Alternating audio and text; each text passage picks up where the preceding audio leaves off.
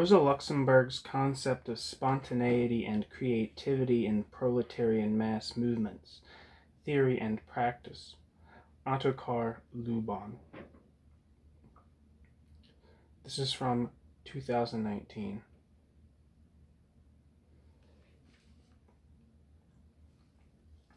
I'm going to read the abstract. It says here that Ottokar Luban is of the International Rosa Luxemburg Society, Berlin, Germany.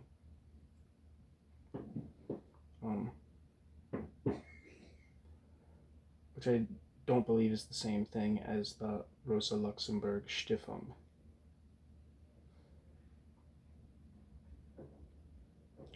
Anyway, here's the abstract. In her 1906 booklet, Mass Strike the Political Party and the Trade Unions, Rosa Luxemburg described her basic concept of democracy and emphasized the importance of spontaneity in proletarian mass movements. According to Luxemburg, socialist leaders should accept and support the spontaneity of the workers, as it would result in an increase in readiness for action and creativity on the part of the masses. It would also strengthen labor organizations. The strong connection between spontaneity and creativity in the proletarian mass movements is also found in other of Luxemburg's works, such as The Crisis of Social Democracy from 1915, her unfinished manuscript on the Russian Revolution from September-October 1918, and The Spartacus Program from December 1918.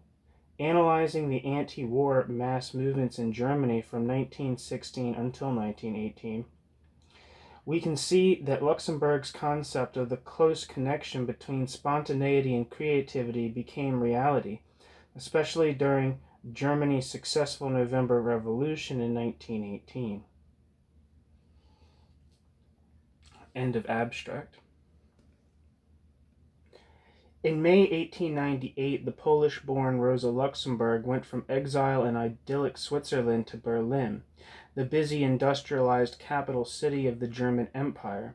She intended to join the Social Democratic Party of Germany, SPD, the strongest socialist party of the time, because she expected it would offer the best possibilities for her to work towards her political ideals. Luxemburg wanted to support the party in its fight to achieve the long-term goal of a socialist society, as well as to achieve short-term political and social goals for the proletarians. Rosa Luxemburg was a tiny woman, not much taller than 150 centimeters. In 1898, she looked, even at age 28, like a college student.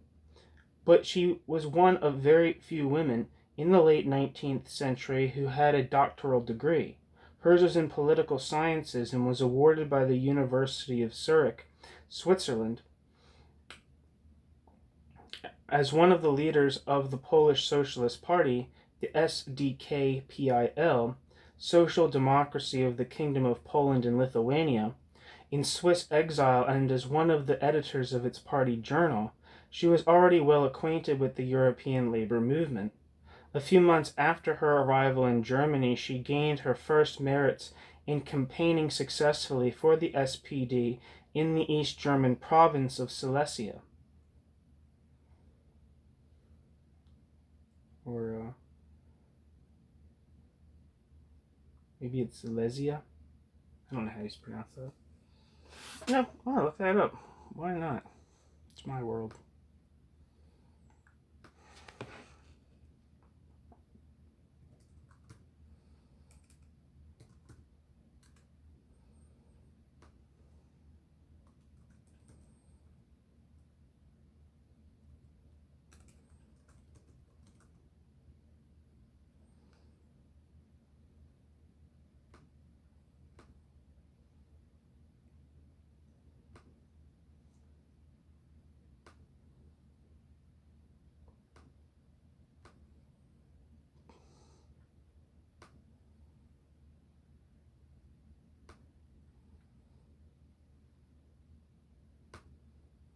Sorry.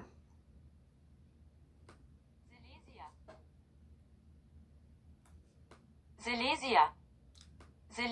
Silesia.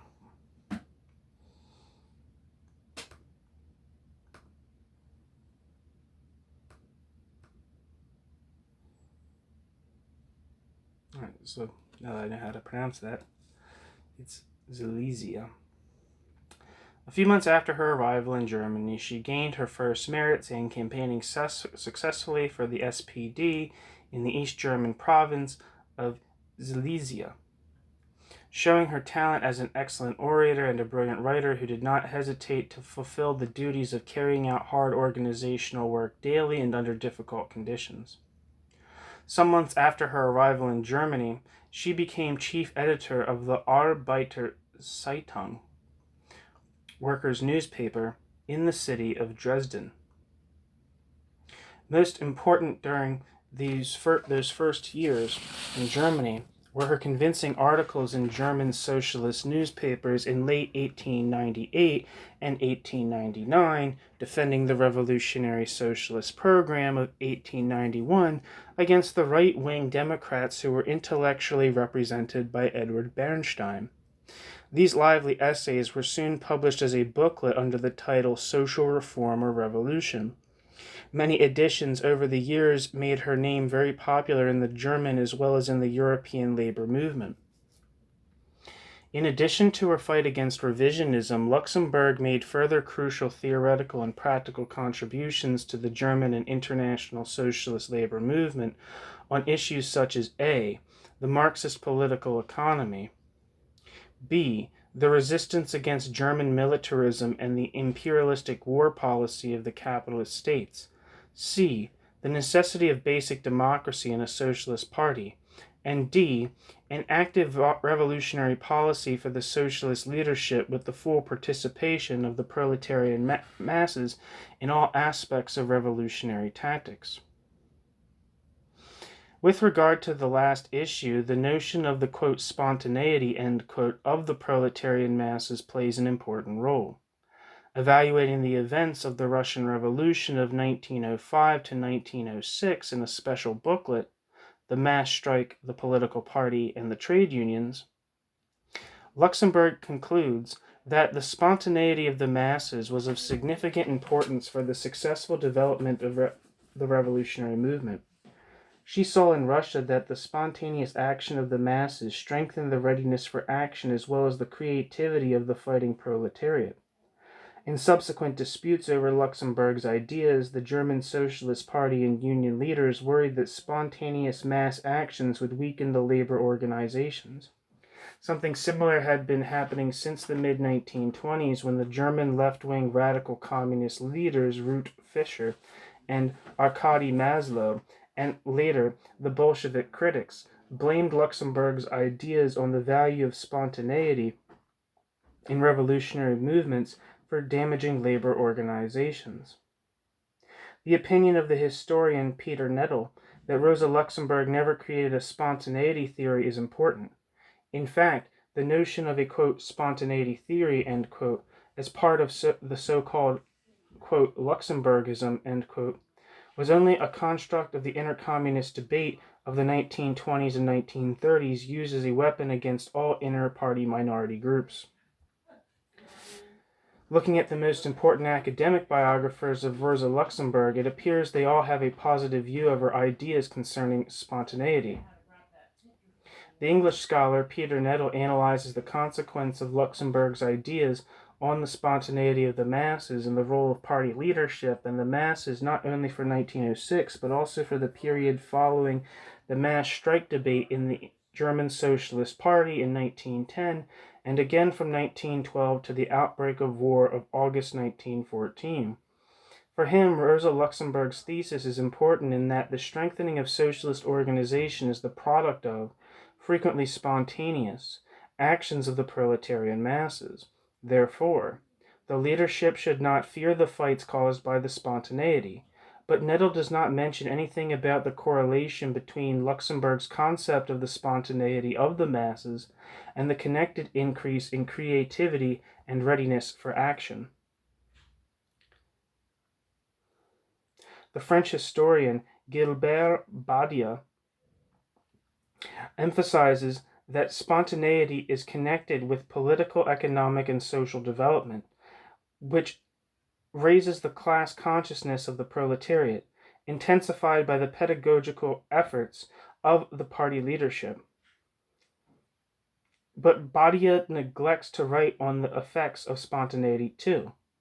In her biography of Rosa Luxemburg, the well-known German historian Annelies Laschitze, without going into the details, points out the importance of spontaneity for mass actions, but also makes clear that Luxemburg did not neglect the role of the party organization. In this context, Laschitze emphasizes Rosa Luxemburg's confidence in the proletarian masses.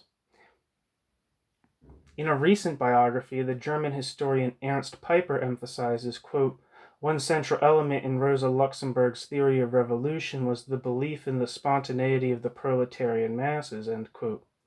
But Peiper neglects to mention the correlation with the creativity of the proletariat.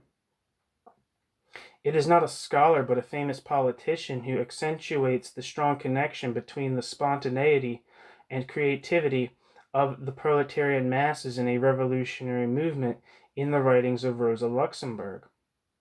Willy Brandt, Chancellor of the Federal Republic of Germany from 1969 to 1974, Nobel Peace Award winner in 1971, Chairman of the SPD from 1964 to 1987, and of the Socialist International from 1976 to 1992, and also chair of the North-South Commission of the United Nations since 1977, studied the life and work of Rosa Luxemburg intensively in the mid-1980s and wrote a much-read long biographical sketch, a kind of sophisticated biographical study, originally intended as a broadcast lecture, later printed in the Theoretical Journal of the Social Democratic Party of Germany.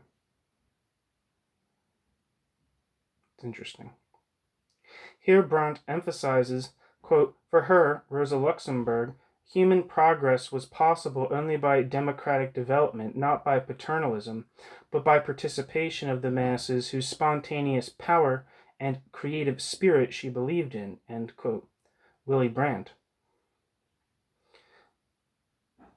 Brandt obviously refers to Rosa Luxemburg's 1904 booklet on Russian party affairs, in which she criticizes Lenin's party concept with the words, quote, "The ultra-centralism that Lenin advocates seems to us, in its whole essence, to be imbued, not with a positive creative spirit, but with the sterile spirit of the night watchman state. Lenin's line of thought is concerned principally with the control of party activity and not with party activity's fertilization, with narrowing and not with broadening, with tying the movement up and not with drawing it together," end quote. Luxemburg saw the danger that Lenin's ideas about an extreme centralistic party leadership would damage the creativity and weaken the activity of the proletarian masses. Both were needed for successful revolutionary action. Brandt's phrasing makes clear that there is a strong connection between spontaneity and creativity in Luxemburg's classic democratic concept of a socialist movement. We find this connection in many of Rosa Luxemburg's writings and speeches, although mostly not expressis verbis, but by sense.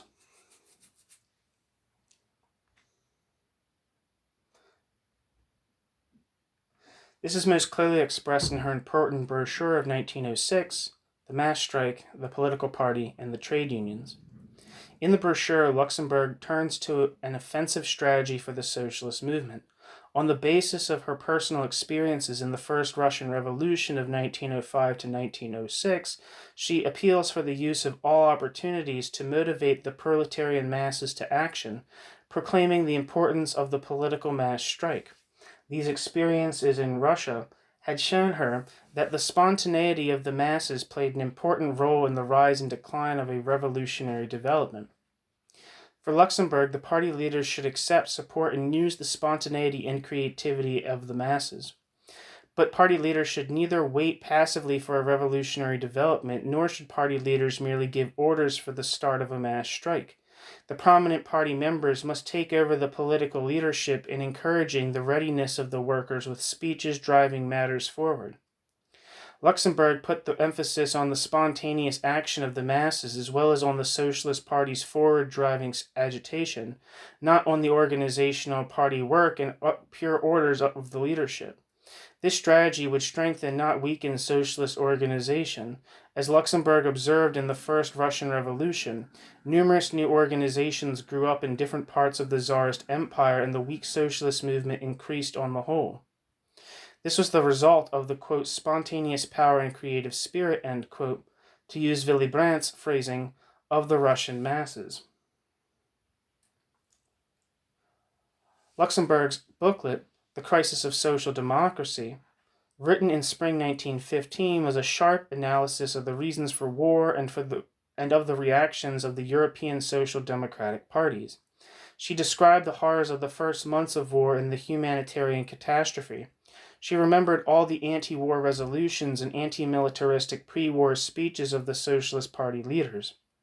She analyzes the politics of the Imperial German movement, giving proof that it had intended on war for years. Interestingly, the well-known German historian Fritz Fischer assumed a similar point of view in the 1960s. The and fierce public discussion continued for years.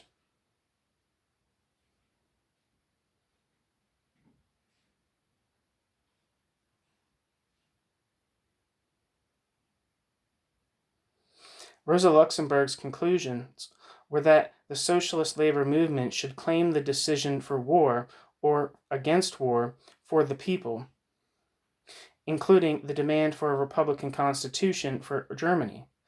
The existing half-absolutist constitution gave almost all rights, including the decision on whether to go to war, to the emperor and his government, not to the parliament, the Reichstag. Rosa Luxemburg's booklet, published illegally during wartime in several editions using the pseudonym Junius, was a vibrant appeal for humanity and anti-imperialism.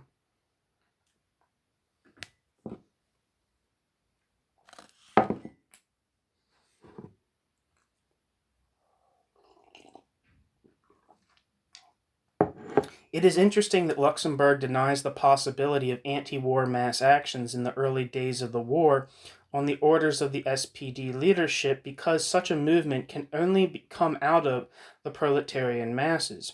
She confirms her ideas from the mass strike booklet of 1906 that mass actions cannot be ordered by the party leaders, but must develop out of the many factors of the political, social, and economic situation with ideological guidance and a motivating forward drive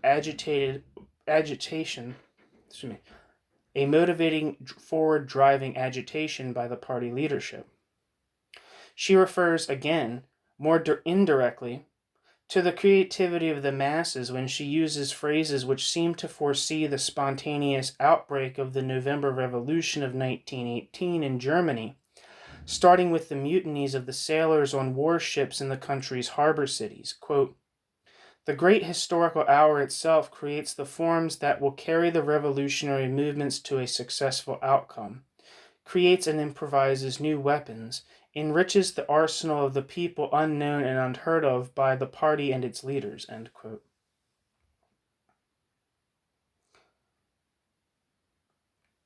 In her unfinished manuscript, The Russian Revolution, Luxemburg analyzes the role of the Socialist Party leaders, here the Bolsheviks, and the masses during the first steps of the realization of socialist society. She emphasizes the importance of unrestricted democracy. Quote, "As a powerful corrective, namely the living movement of the masses, their unending pressure, and the more democratic the institutions, the livelier and stronger the pulse beat of the political life of the masses, and the more direct and complete is their influence." End quote. Luxemburg objects to Trotsky's and Lenin's attempts to eliminate, quote, "democracy as such," end quote, because of what it lacks. In contrast to the Bolshevik leaders, Luxemburg argues that democracy is, quote, "the very living source from which alone can come the correction of all the innate shortcomings of social institutions. That source is the active, untrammeled, energetic political life of the broadest masses of the people." End quote.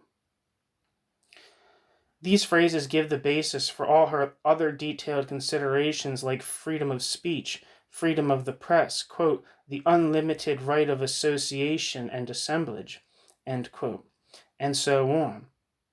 For Luxemburg, the activity and creativity of the masses should not be restricted because the development of a socialist society is such a long-lasting, difficult task in which all the creative capabilities of the masses are needed to have success. In her manuscript, Spartacus Program, in mid-December 1918, 2 weeks later adapted as the program of the Communist Party of Germany, KPD, Luxemburg reaffirms the necessity of the full participation of the masses during the period of the realization of a socialist society which, quote, cannot be decreed by any bureau, committee, or parliament.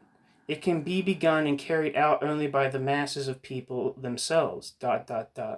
The essence of socialist society consists in the fact that the great laboring masses cease to be a dominated mass, but rather makes the entire political and economic life its own life, and gives that life a conscious, free, and autonomous direction, end quote.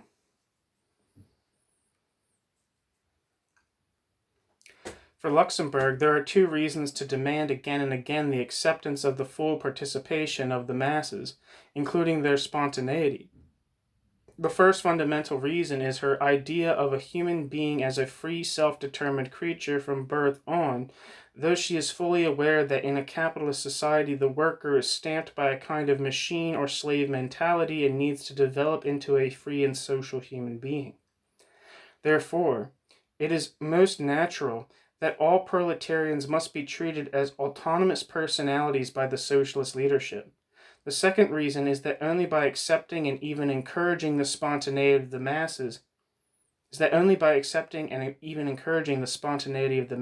can the proletariat develop its, quote, spontaneous power and creative spirit, end quote, once again using Willy Brandt's phrase, which are needed to seize political power and build up socialist society. The party leadership will give the ideological framework as well as the short-term and long-term goals for the masses, always being in a permanent dialogue with them. Rosa Luxemburg developed neither a political theory of socialist democracy nor a spontaneity theory. But out of all her writings and speeches grew a basic democratic concept of the proletarian mass movement and an important role for spontaneity, which can not be seen only as a purpose for itself or only as a question of the relationship between proletarian masses and their leaders. For spontaneity is only the prerequisite for creativity and the readiness of action. Only if socialist leaders accept and encourage spontaneity in a completely democratic environment will the full creativity and strength of the proletarian masses be set free, increasing their organization too, in the fight for political power and the subsequent building up of a socialist society. Spontaneity and creativity of the proletarian masses in the reality of wartime.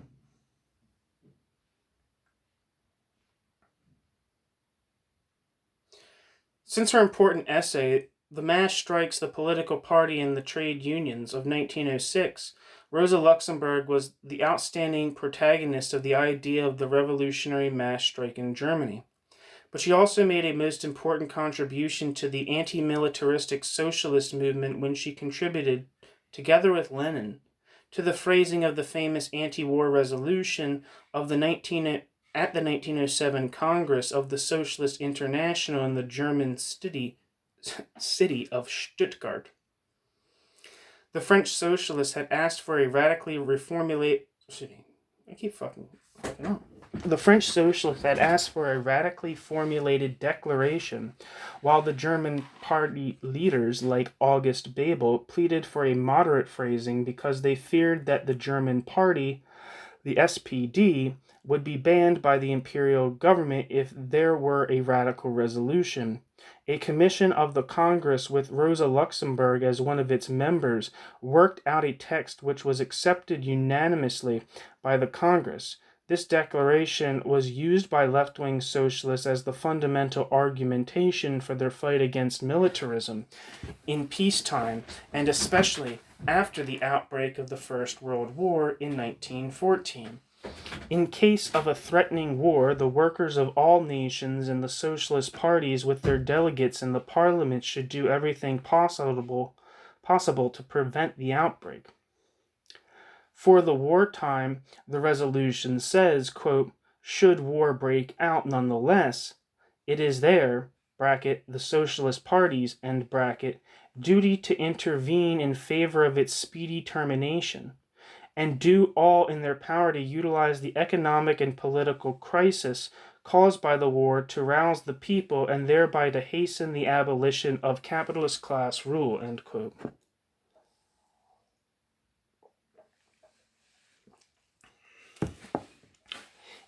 In her additional remarks on the Anti-Militarism Commission of the same Congress, Luxemburg emphasized just the last part of the resolution with its appeal for strong actions.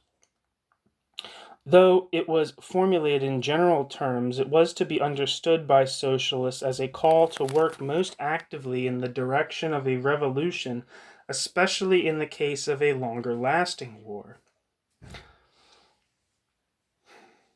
The militarism of the half-absolute German Empire. Let me get some water real quick.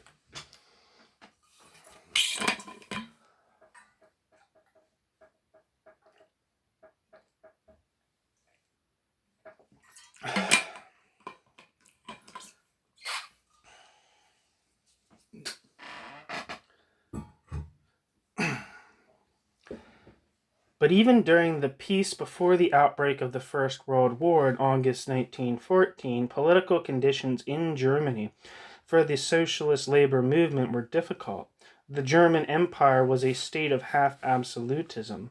There was a parliament, the Reichstag, with only the effective right of accepting or rejecting the budget. But this was a powerless instrument, because in the case of rejection, the imperial government could order new elections, something which happened twice in the 20 years before the war. Very undemocratic conditions ruled in the powerful German kingdom of Prussia, whose king was also the emperor of the German Reich. In Prussia, and also in the kingdom of Saxony, there was the so-called Drei-Klassen Wahlrecht, three-class franchise, bracket, right to vote, end bracket. It meant that the vote of a rich man was worth 100 times more than the vote of a worker. In the pre-war discussions of the SPD, the issue of whether there was a right time to start a campaign for a political strike was repeatedly addressed. Though the SPD was rapidly growing, the party leadership became more and more hesitant and cautious in fear of government repression. The old party leaders still remembered the days of illegal work during the more than a decade, 1878 to 1890, that the SPD was outlawed. Nevertheless, the left wing had been urging an offensive attack, which included the political mass strike, since 1906. Luxemburg was one of the leading speakers and writers of this group. Róża Luksemburg and the anti-war actions. It seemed as if the SPD unanimously opposed any of the imperial German government's war politics in the summer of 1914. It looked like confirmation of a profound and strong anti-militaristic attitude when, at the moment of a threatening war in July 1914, almost 1 million German workers, following an appeal by the SPD, came out in protest in mass demonstrations against the imperialistic policy of the government.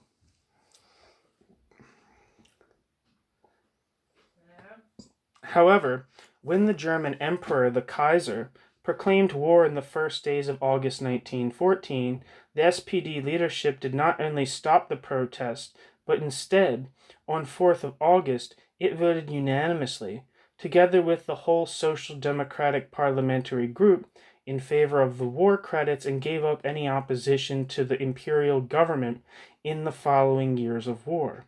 The leading German Social Democrats justified their decision with the main argument, the necessity of defense against the despotism of the Russian Tsarist regime. The socialist parties of Austria-Hungary, Great Britain, and France supported their governments, but for different reasons. All socialist parties, at least most of their leaders, had forgotten the Socialist International Congress for action against war.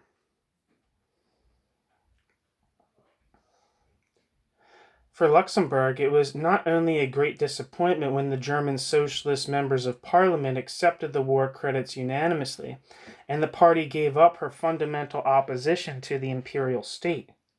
At first glance, this looked to her like the complete destruction of her political life's work. From contemporary sources, we know that she had a grave psychological breakdown when she heard the news of the vote for the war credits. But nevertheless, right from the first days of the war, Luxemburg, together with some political friends like Clara Zetkin, Franz Mehring, and Wilhelm Pieck, and soon joined by members of the member of parliament, Karl Liebknecht, tried to regain the party for the old principles of the SPD and for a policy of active anti-war action. They tried to organize the left wing and to agitate in the party for a return to a socialist anti-war policy. Slowly, more and more members of the party joined them, but even altogether, it was still a small minority during the first years of the war. The first year of the war. In December 1915, as one success of the Luxemburg group, 20 SPD members of the Reichstag rejected the war credits and thus broke the, quote, holy discipline, end quote, of the parliamentary group, as Karl Liebknecht had already done since November 1914. Finally, in February 1917, the whole, and quite numerous, opposition group was expelled from the SPD and founded their own party, the Independent Social Democratic Party of Germany, the USPD, in April 1917 with Hugo Äʁoːza, and Georg Ledebauer as chairman. A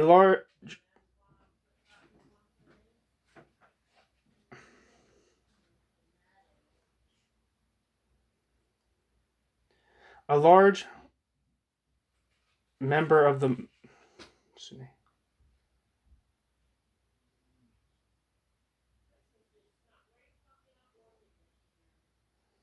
Sorry, this is a weird sentence. It might be incorrect. A large members of the minority of the old party, the SPD, moved to the USPD. This seems like a large number of the minority. Should probably be what it says, but its majority stayed with the SPD, and with its chairman, Philipp Scheidemann and Friedrich Ebert. Therefore, the Ebert-Scheidemann SPD was often called informally, quote, Majority Social Democratic Party, end quote, or, quote, MSPD, end quote. The left-wing radical group around Luxemburg and Liebknecht had its own inter-party initiatives, although since the spring of 1915 they had been working together with the moderate opposition group around the left-wing party leaders Hugo Äʁoːza and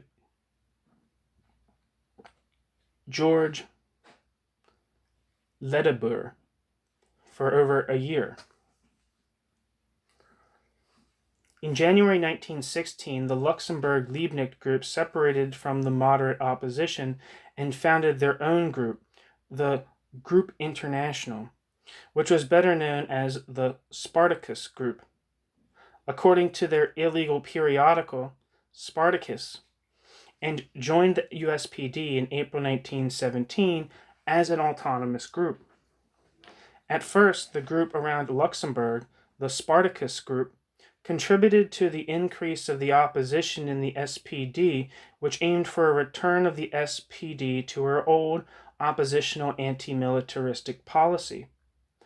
Since summer 1916, the Luxemburg-Liebknecht group had been making its own attempts to initiate anti-war mass action.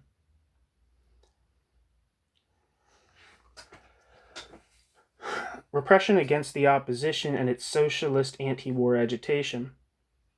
For the inter-party agitation, as well as for the attempts at general mass action, the conditions were most unfavorable for the left-wing forces.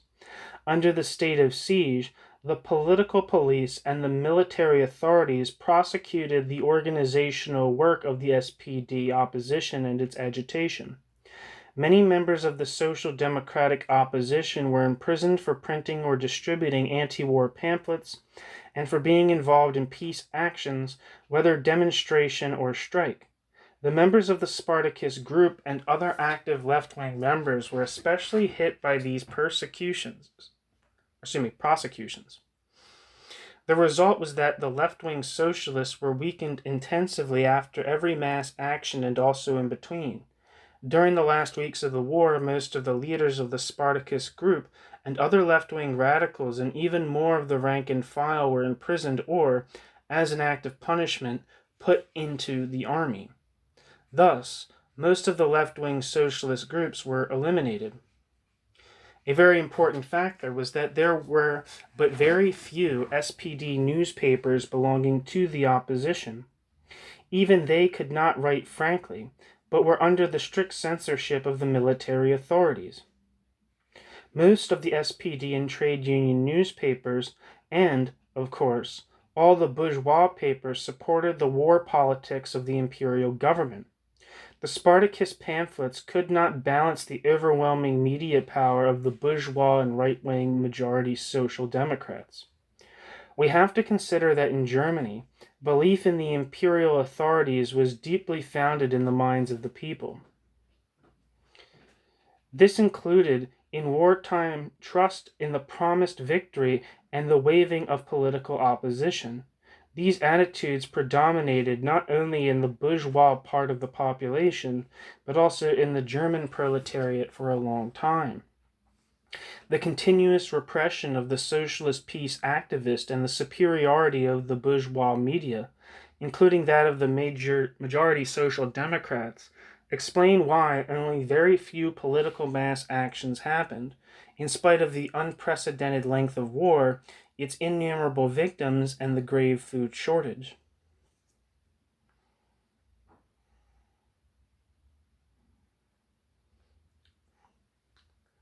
The Liebknecht strike in June 1916 in Berlin. In Berlin, the peace demonstrations by the Spartacus group on the 1st of May 1916 was half a success, but with about 2,000 participants, mostly members of the left-wing socialist worker youth. But Karl Liebknecht was arrested out of the middle of the crowd and later sentenced to more than 4 years of hard labor in jail. This was the signal for Luxemburg to write a lot of pamphlets, always with an appeal to protest against Liebknecht's imprisonment and demand peace, freedom, bread. Luxemburg's long-term comrade in the Russian-Polish socialist movement, Leo Jogiches, took care of the pamphlet printing and distribution.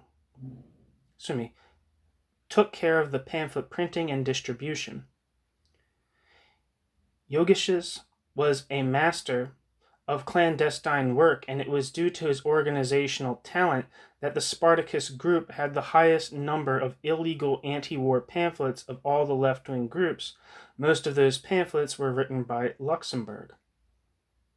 On the 1st of May 1916, Karl Liebknecht was arrested and accused of organizing a socialist demonstration in the center of Berlin. When the Spartacus group appealed for a protest demonstration against the Liebknecht trial at the end of June 1916, the informal group of left-wing shop stewards from the metal unions, known in the 1918 German November Revolution as Revolutionary Shop Stewards, supported this action and even organized a strike by 55,000 workers in Berlin's factories in favor of Liebknecht. With her Spartacus group, Luxemburg had appealed for an anti-war demonstration. The foundations of the Berlin labor movement reacted spontaneously with a much more offensive action, namely a sympathy strike for the well-known opponent of the war, Karl Liebknecht. This was the first political strike in Germany during the First World War.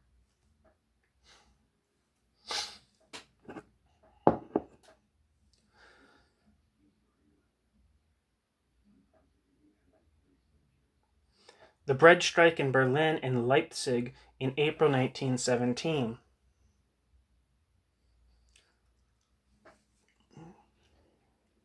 In the following months, all the efforts of the Spartacus group to encourage new strikes with many pamphlets failed. In the winter of 1916-1917, the food shortage was worsening and Germany was near famine.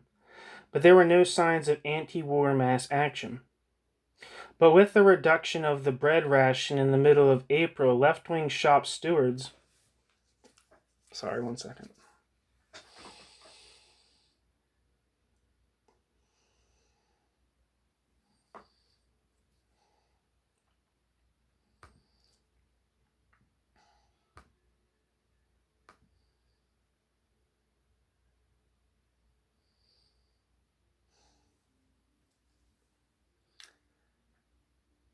Sorry, one second.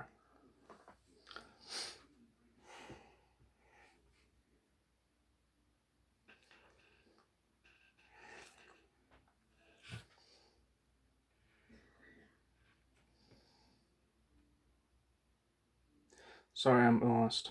Where was I? I'm just going to start reread this paragraph. But with the reduction of the bread ration in the middle of April, left-wing shop stewards called for a 3-day strike in Berlin with 200,000 workers participating and demanding only more food without a political angle. The Spartacus group distributed 3 pamphlets and achieved 25,000 workers, continuing the strike for some days, asking not just for more food, but also for peace and democracy. There were also strikes in Leipzig with 30,000 participants and in Magdeburg and Kiel with 10,000 participants each. In those 3 cities, there were political demands from the beginning. Together, they formed the first great anti-war strike movement in Germany. The Spartacus group supported the action with 3 leaflets and in Berlin with some members on the strike committee. The main organizers were the left-wing shop stewards and, in Leipzig, local officials from the newly found Independent Social Democratic Party of Germany. The continuation of the strike in Berlin with 25,000 workers with political demands was a spontaneous action supported by the leaflets of the Spartacus group, as well as by some speeches by left-wing socialist members of parliament. The ammunition workers' strike in January 1918. After the April strikes of 1917, several attempts were made in the following months of the year to initiate new strikes, but they failed. No sooner than the end of 1917 did the left-wing shop stewards urge the USPD leadership for a new mass strike. One stimulating factor was the German government hesitating in peace negotiations with the Lenin government. The left-wing shop stewards also contacted the leader of the Spartacus group, Leo Jogiches, to support their attempts to win over the USPD leadership for a public appeal for a mass strike. They thought he could arrange that in the USPD Central Committee, the Spartacus members from Stuttgart and Brunswick would support the left-wing shop stewards. Finally, in January 1918, the Independent Social Democratic Party of Germany distributed a leaflet with an indirect appeal for a mass strike to achieve peace with Russia. Unfortunately, the USPD leaflet was seized by the police in several cities. But before and during the action, the Spartacus group had distributed 8 strike leaflets with a print run of between 25,000 and 200,000. All over Germany, there were more than 500,000 workers on strike. In Berlin, even a workers' council was created. Originally, the strike was planned for a 3-day period, but in Berlin, more than 400,000 workers spontaneously stayed out of the factories for a whole week to protest against the imperial government in many mass demonstrations. This happened in spite of hard suppression by the military authorities from the beginning. Many of the strike leaders were sentenced to jail, and tens of thousands in Berlin were sent to the army. Although the strike itself was successful as measured by the number of participants, the action had no effect regarding the appeal for peace, democracy, and more food. It looked as if the suppression of the imperial government had won.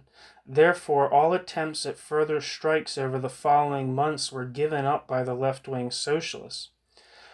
The leaders of the revolutionary shop stewards even were so deeply discouraged that during their meetings until late September 1918, they expected further mass actions not earlier, but in winter 1918-1919. Additionally, it must also be pointed out that at the end of March 1918, the Spartacus group lost not only its leader, Leo Jogiches, to imprisonment, but many of the Spartacus comrades involved as well. The suppression of the Spartacus group by the government authorities continued when in August 1918, Jogiches' successor, Karl Schulz, and his small group were arrested. Not long after, members of regional groups were also arrested. The result was that the Spartacus group around Róża Luksemburg and Karl Liebknecht was very much weakened at the start of the German November Revolution of 1918. The successful mass action, the November Revolution of 1918. At the end of September 1918, the defeat of the German army became known to the public, and the military leaders Hindenburg and Ludendorff asked the politicians to start armistice negotiations. At this moment, the socialist revolutionaries became hopeful again, but even at the end of October and during the very first days of November, the mood was not in favor of revolutionary mass action, not in the Berlin factories, nor in most of the left-wing socialist groups all over Germany. The spontaneous outbreak of the revolutionary movement, with the mutinies of sailors in the German harbor cities spreading across the country to Western Germany since the 4th of November, was thus a big surprise not only to the general public, but also to the left-wing socialists who had been attempting revolutionary mass action for years. There were several sites of revolutionary mass movements. Mutinous sailors taking the revolutionary flame from the coast to the interior of the country and waking up the workers and soldiers to the upheaval and forming, quote, workers and soldiers councils, end quote, as in Russia. There was a special development in Munich when the USPD leader Kurt Eisner gave the go-ahead for the revolution. Another special case was Hanau, a city near Frankfurt, Maine, where the strong Spartacus group seized power on its own initiative. In Berlin, the massive anti-revolutionary propaganda of the government, of the majority social democrats who had joined the government and cooperated with the bourgeois parties, and of the whole bourgeois media contributed to the passivity of the workers. Therefore, the, quote, revolutionary shop stewards, end quote, postponed the uprising in Berlin until the 11th of November.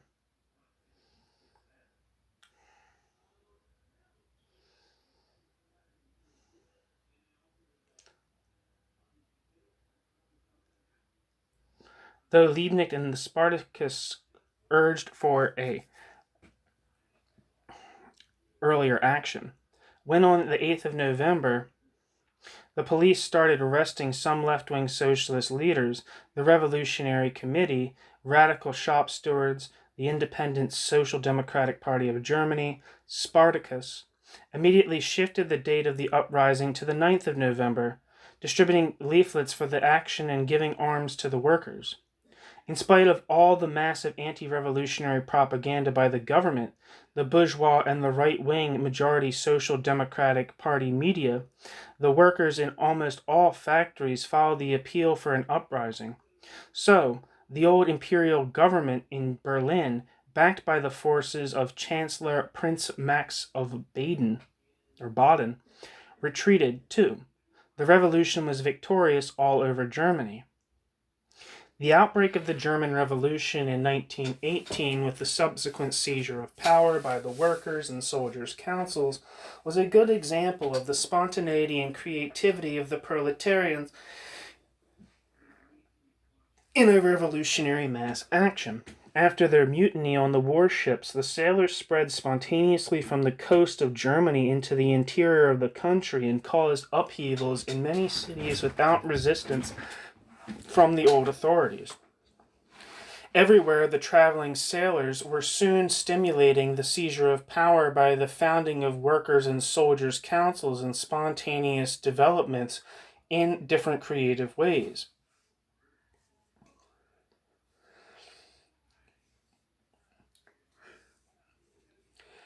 Here, Luxemburg's prediction in her booklet, The Crisis of Social Democracy of 1915, was realized. Quote, the great historical hour itself creates the forms that will carry the revolutionary movements to a successful outcome, creates and improvises new weapons, enriches the arsenal of the people unknown and unheard of by the party and its leaders. End quote. Luxemburg was imprisoned from July 1916 until the 8th of November 1918. Again, in freedom, she joined her comrades of the Spartacus group in Berlin on the 11th of November 1918. Over the following months, she fought against the reactionary development in Germany, but it was in vain. On the 15th of January 1919, she and the other Spartacus leader, Karl Liebknecht, were murdered by pre-fascist German soldiers in command of the majority Social Democratic government in Berlin.